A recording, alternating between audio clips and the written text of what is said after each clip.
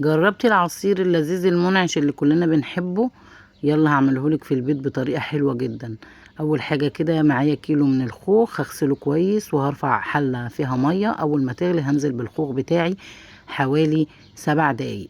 بعد ما نزلت بالخوخ بتاعي 7 دقايق هطلعه بالشكل اللي انت شايفاه على مية ساقعة. بعد ما طلعته من المية الساقعة هبتدي كده انضف الخوخ بتاعي بالشكل اللي انت شايفاه.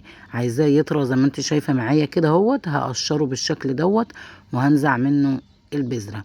تمام.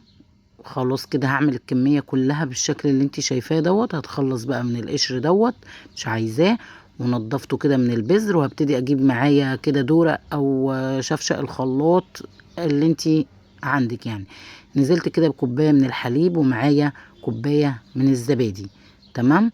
وهنزل معايا كده بحوالي معلقه كبيره من العسل الابيض. مفيش عسل ابيض ممكن تستغني عنه وتنزلي بالسكر، والسكر طبعا حسب التحليه.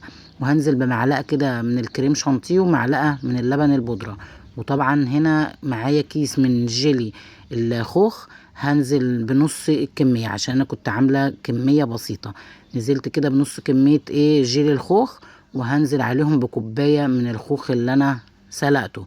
ونزلت عليه بنص كوبايه من الميه من الحنفيه عادي جدا، وهضربه بالهاند بلندر او في الخلاط، وهيبقى معايا العصير بالقوام دوت. اللهم بارك، تحفة وقوامه رهيب وسهل جدا ومش مكلف، وهيرمي معانا كمية كبيرة.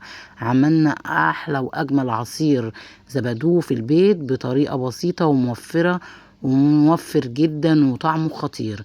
جربيه في الحر بقى دوت، الحر بيحب العصاير واليومين دول صيام. اعمليه بقى، رطبي على قلبك وقلب ولادك. واتمنى تجربي الوصفة. انتظروني في فيديو جديد في حفظ الرحمن.